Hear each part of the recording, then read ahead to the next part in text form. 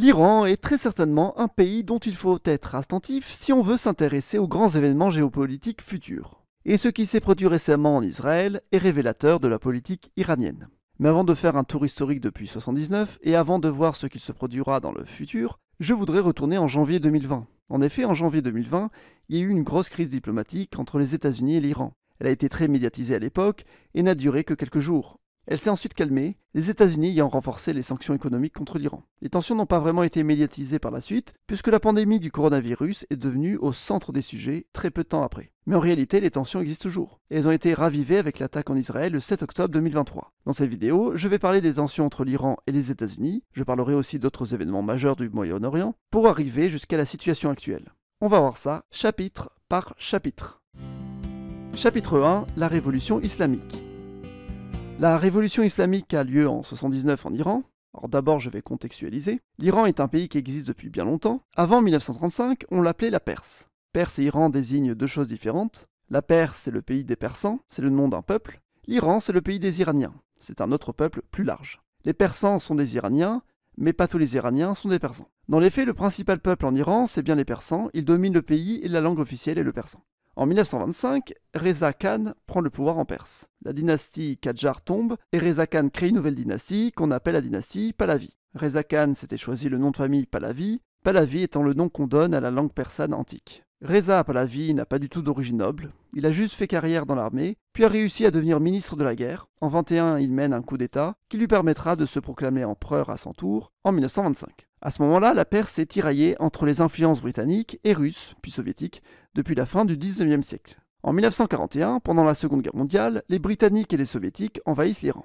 L'Iran est soupçonné d'amitié avec l'Allemagne nazie et de la fournir en pétrole. Voilà pourquoi les deux pays envahissent l'Iran. Reza Khan est viré du pouvoir et son fils, Mohammad Reza Pahlavi, reprend la main. À partir des années 1960, l'objectif de Mohammad Reza Pahlavi est de faire de son pays une grande puissance. Il mène des réformes qu'on appelle la Révolution blanche. Rollah Khomeini devient un des chefs de file qui lutte contre cette révolution et sera contraint à l'exil. Pahlavi renforce son autorité dans les années 70, les tensions augmentent dans le pays. Il y a des émeutes, etc. Khomeini, exilé en France, profite de l'occasion pour guider la future révolution via son influence islamique. En effet, l'Iran est un pays avec une population pauvre et très religieuse, contrairement à l'élite qui est séculière. C'est en profitant de cette population religieuse que Khomeini a mené sa révolution et pris le pouvoir en 79, faisant tomber cette dynastie des Pahlavis qui n'aura duré que 2 règnes. La révolution islamique entraîne de nombreux changements au Moyen-Orient. Premièrement, l'Iran était un allié stable des États-Unis. Jusqu'alors, avec la révolution, c'est un risque que le pays se tourne vers l'URSS. Les États-Unis sont très inquiets. Mais les pays arabes sont aussi dérangés par les révolutions en Iran, car l'Iran est un pays de confession chiite, un des deux grands courants de l'islam, les pays arabes étant pour la plupart des pays sunnites, sauf l'Irak. À partir de 1979, c'est plein de nouveaux projets qui voient le jour. L'Iran islamique, devenu une république, veut exporter sa révolution islamique dans le monde arabe. L'Iran veut aussi s'éloigner de l'influence occidentale. Chapitre 2, les nouveaux enjeux. En 1980, le Moyen-Orient change de visage avec cette révolution islamique en Iran. Mais quelles sont les directives de l'Iran? Je vais présenter 3 axes majeurs. Premièrement, l'Iran déteste Israël. Avant la révolution, les deux pays étaient plutôt amis. Israël s'est fait détester par les pays arabes, c'est vrai, mais la Turquie et l'Iran, qui sont les deux pays musulmans non arabes du Moyen-Orient, avaient des relations cordiales avec Israël. L'Iran détestera aussi les États-Unis, les deux pays vont rompre leurs relations en 1980. Deuxièmement, l'Iran déteste l'Arabie Saoudite. C'est le pays rival vis-à-vis de l'islam. Les deux pays ont une vision de l'islam différente, et c'est en Arabie Saoudite qu'on trouve la Mecque, la ville sainte des musulmans. Et grâce à cette dernière, l'Arabie Saoudite se revendique comme étant un pays phare du monde musulman. Ça ne plaît pas à l'Iran. En plus, on trouve de grandes minorités chiites en Arabie Saoudite, en particulier là où il y a le pétrole. Troisièmement, l'Iran a encore des problèmes frontaliers avec l'Irak. D'ailleurs, l'Irak est un pays plutôt séculier qui voit d'un mauvais œil l'influence islamique de l'Iran.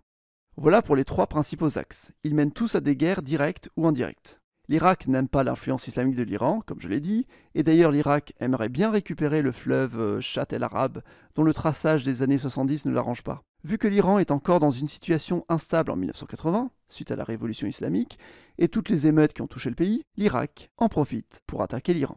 C'est la guerre Iran-Irak. L'Irak aurait bien aimé annexer le territoire du Khouzistan, un territoire peuplé par des Arabes en Iran. La guerre a duré 8 ans, elle n'a provoqué aucun changement de frontières, mais les deux pays ont été très affaiblis. Les États-Unis ont grandement financé l'Irak pour cette guerre, même si le gouvernement irakien n'est pas du tout un allié des États-Unis. En 1988, la guerre est donc terminée, avec les nombreuses conséquences qui vont avec. En 88, les États-Unis abattent un avion civil iranien par erreur, ce qui crée une autre crise. En 89, Khomeini meurt et Ali Khamenei devient le guide suprême à sa place. Il est encore le guide suprême aujourd'hui. L'Iran est une république, les présidents de la république sont élus pour des mandats de 4 ans. En 90, conséquence directe de la guerre Iran-Irak, l'Irak attaque le Koweït. L'Irak avait tellement d'armement grâce au financement de nombreux pays qu'il en a profité pour tenter d'annexer le Koweït. L'Irak devait aussi beaucoup d'argent au Koweït. Une grande coalition autour des États-Unis s'est formée pour lutter contre l'Irak. Et l'Iran est resté neutre, évidemment, il n'allait pas rejoindre une coalition des États-Unis. Ensuite, j'avance assez rapidement sur les années 90. L'Iran subit une crise sociale qui amène aux grandes manifestations de 1999, rapidement matées par le gouvernement. D'un autre côté, dans les années 80, l'Iran finance le Hezbollah au Liban, qui se défend contre l'invasion israélienne. Chapitre 3. L'axe du mal. En 2002, George Bush, président des États-Unis, déclare que 3 pays font partie de l'axe du mal, Corée du Nord, Irak et Iran. Le discours avait eu lieu en janvier 2002, juste après les événements de fin 2001. En septembre 2001, il y a les attentats du World Trade Center, et à partir d'octobre, les États-Unis interviennent en Afghanistan pour lutter contre le régime des talibans. Ce régime tombe en décembre 2001, les talibans ayant hébergé des bases d'Al-Qaïda, l'organisation terroriste à l'origine des attentats du 11 septembre 2001. En 2003, les États-Unis lancent une campagne contre l'Irak, soupçonné de détenir des armes de destruction massive et de financer le terrorisme islamiste. Le gouvernement de Saddam Hussein, au pouvoir depuis 1979, tombe. Saddam Hussein ayant mené une forte répression contre la population chiite d'Irak, sa chute permet à cette communauté de s'émanciper. Elle représente la majorité de la population, ce qui arrange l'Iran. L'intervention des États-Unis en Irak entraîne une guerre civile encore présente aujourd'hui. Al-Qaïda s'exporte en Irak à partir de 2003 pour lutter contre les États-Unis et Al-Qaïda en Irak se sépare de son groupe mère pour devenir l'État islamique, dont le but est de créer un État en Mésopotamie. En 2006, le groupe terroriste libanais Hezbollah lance des attaques contre Israël. Ce groupe terroriste pro-chiite est financé par l'Iran. Israël intervient dans le sud du Liban pour combattre les bases arrières du groupe terroriste. En même temps, l'Iran mène un programme nucléaire, ce qui accentue les tensions avec les États-Unis. En 2009, le président Ahmadinejad est réélu à la suite d'élections contestées. Elle mène à de grandes manifestations qui continuent jusqu'en 2010. Fin 2010, début 2011, il y a le printemps arabe qui concerne de nombreux pays arabes. Ces manifestations dans tout le monde arabe vont à leur tour entraîner des manifestations en Iran, ravivées par les contestations de 2009. Les révoltes du printemps arabe entraînent la discorde en Syrie, qui s'embrase dans la guerre civile syrienne, où l'État islamique, originaire d'Irak, tente de prendre le contrôle. La même année, les troupes américaines se retirent d'Irak. En 2013, Hassan Rouhani devient président de l'Iran. Barack Obama entame son second mandat aux États-Unis et continue sa politique de désengagement des forces américaines au Moyen-Orient. Cela permet d'apaiser les relations entre les deux pays. Mais la guerre civile syrienne va à nouveau changer la donne dans la région. En 2014, une coalition internationale en Irak et en Syrie est créée pour lutter contre l'État islamique. Dans cette coalition, on trouve notamment les États-Unis et l'Arabie saoudite, deux grands ennemis de l'Iran. Cette coalition va aussi soutenir les forces démocratiques syriennes à partir de 2015, dont le but est de lutter à la fois contre le terrorisme, mais aussi contre le gouvernement syrien d'alors dans le nord du pays. La coalition soutient aussi l'armée syrienne libre dans le reste du territoire. Ensuite, nous avons la République arabe syrienne, le régime déjà en place en 2011 et qui cherche à conserver son territoire. La République arabe syrienne est soutenue par la Russie, mais aussi l'Iran depuis 2011. Le Hezbollah intervient aussi en Syrie et est financé par l'Iran. La Russie, quant à elle, intervient sur le territoire syrien à partir de 2015 pour lutter contre l'État islamique. Ces 3 pays, Russie, Iran et Syrie, font une alliance avec l'Irak. Hezbollah est membre de cette coalition. Elle est considérée depuis la deuxième moitié des années 2010 comme la grande coalition ennemie des États-Unis. Grâce au Hezbollah qui attaque depuis le Liban, l'Iran mène une guerre par procuration à Israël. Chapitre 4. Regain des tensions. Donald Trump devient président des États-Unis en 2017 et il désire arrêter les accords avec l'Iran pour relancer un embargo contre la République islamique. À partir de cette date, les tensions montent, mais c'est surtout à partir de 2019 qu'une véritable crise s'entame entre les deux pays. Crise toujours en cours. Entre-temps, il y a de grandes manifestations qui touchent l'Iran, celle de fin 2017, puis celle de fin 2019, qui continue en 2020. Le Qatar subit lui aussi une crise diplomatique avec l'Arabie saoudite, et l'Iran lui viendra en aide diplomatiquement. Il y a d'abord la tension du 12 mai 2019 dans le détroit d'Ormuz. Les pétroliers sont sabotés et les États-Unis dénoncent l'Iran à l'origine de l'attaque. D'autres sabotages ont lieu jusqu'à ce qu'on arrive à l'attaque d'installations pétrolières en Arabie saoudite, revendiquée par les Houthis du Yémen, un groupe pro-iranien. D'ailleurs, au Yémen, il y a une guerre civile où la République du Yémen, soutenue par l'Arabie saoudite, lutte contre le comité révolutionnaire soutenu par le Hezbollah. En décembre, il y a des attaques en Irak, contre une base aérienne irakienne qui hébergeait des Américains. Les États-Unis ont soutenu que c'était une branche du Hezbollah à l'origine de l'attaque, et donc financée par l'Iran, allié de l'Irak. Il y a une escalade qui mène à l'attaque du 3 janvier 2020 qui permet de tuer Qassem Soleimani. Soleimani est un général iranien présent en Irak lors de l'attaque perpétrée par les États-Unis. Et c'est là que commence réellement la crise Iran-États-Unis dont je parlais en début de vidéo. L'Iran réplique en attaquant une base irakienne où étaient stationnés des Américains le 8 janvier. Le 8 janvier 2020 aussi, le vol civil Ukraine 752 est abattu par erreur depuis l'aéroport de Téhéran. L'Iran admettra quelques jours plus tard d'avoir commis cette erreur. Cela entraîne de nouvelles manifestations contre le gouvernement. D'ailleurs, l'avion allait en Ukraine, mais la plupart des passagers avaient une escale à Kiev avant d'aller vers le Canada. Il y a une grande communauté iranienne au Canada et aux États-Unis, l'Iran subissant une fuite des cerveaux continue depuis la révolution islamique.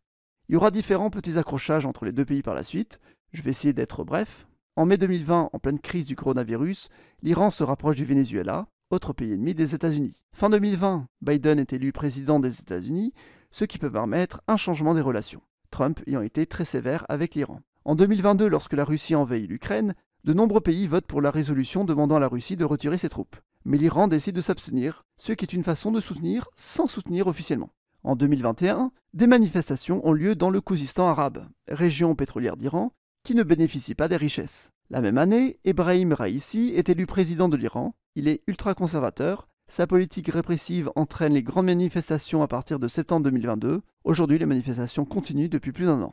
L'Iran est grandement fragilisé par ces manifestations et est isolé dans le monde diplomatique. Même s'il arrive à se créer un axe avec la Russie, la Syrie et l'Irak, l'année 2023 est aussi l'année de normalisation des relations entre l'Arabie Saoudite et Israël. Une normalisation qui inquiète l'Iran. Même si les deux pays sont des ennemis de l'Iran, leur normalisation risquerait d'isoler encore plus l'Iran. L'Iran a de bonnes relations avec le Qatar, contrairement à l'Arabie Saoudite, qui a de bonnes relations avec le Bahreïn et les Émirats Arabes Unis. En octobre 2023 a lieu l'attaque du Hamas contre Israël, une des plus grosses attaques qu'ait pu subir Israël, à un moment où l'Arabie Saoudite était en négociation pour normaliser ses relations avec Israël. Négociation en suspens désormais.